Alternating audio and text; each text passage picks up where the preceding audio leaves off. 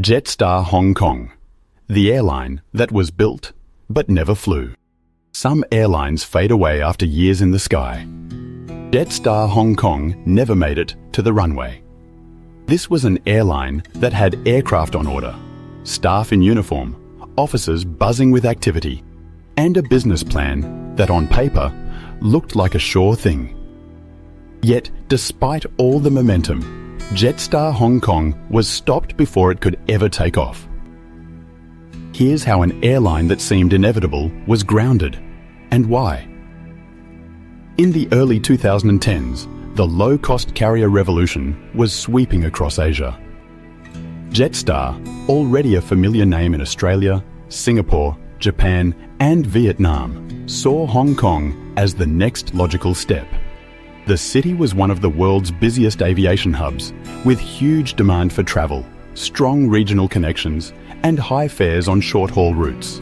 The market was ripe for disruption, and Jetstar Hong Kong was positioned as a joint venture between Qantas Group and China Eastern Airlines.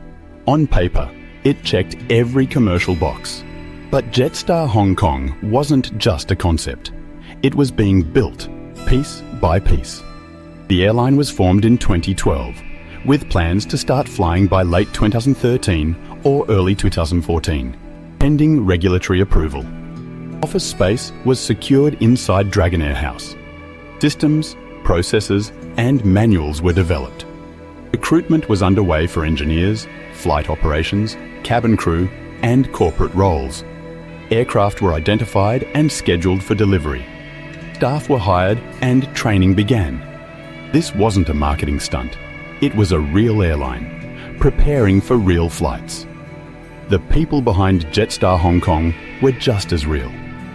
Flight crew, engineers, cabin crew, and management were brought on board, many with deep local knowledge and experience in low-cost carriers across the region.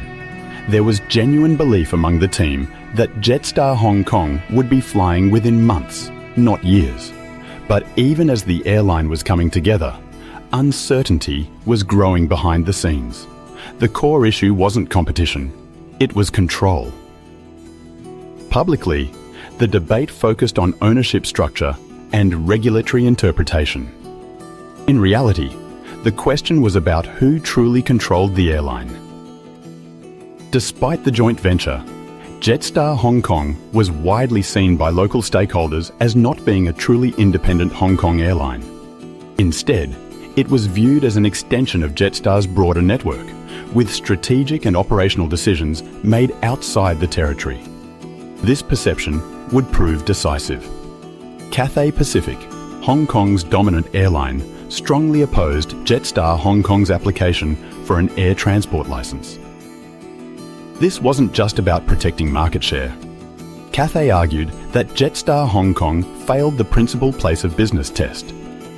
They claimed real control rested outside Hong Kong, and granting the licence would undermine the city's aviation framework. The case was framed as a matter of protecting the integrity of Hong Kong's system, not just blocking a competitor.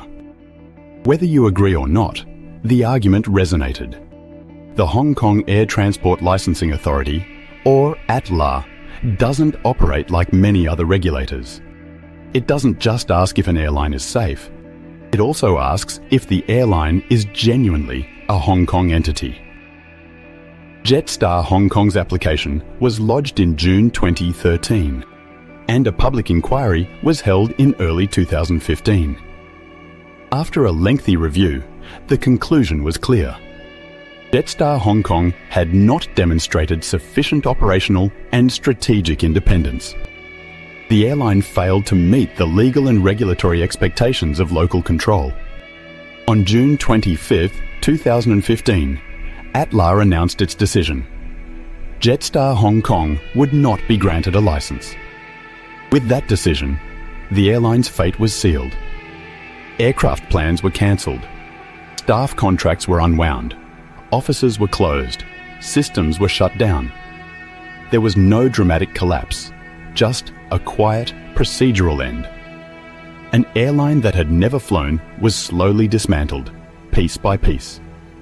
Jetstar Hong Kong didn't fail because the business model was flawed, or the people weren't capable, or the market didn't exist.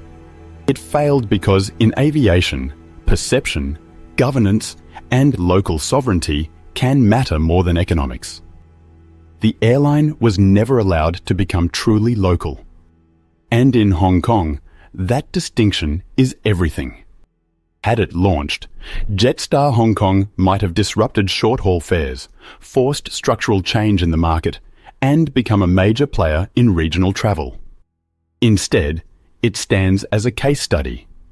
You can build an airline perfectly and still never be allowed to fly. Jetstar Hong Kong is a reminder that aviation isn't just about aircraft and schedules. It's about law, sovereignty, and perception. Sometimes, the most important decision about an airline happens before the first plane ever leaves the ground. Jetstar Hong Kong is remembered not for how it flew, but for why it never did. This article reflects Jetstar Aviation's personal experiences and opinions and does not represent the views of the Qantas Group or any affiliated organisation. Go to Jetstar Aviation for more aviation blogs.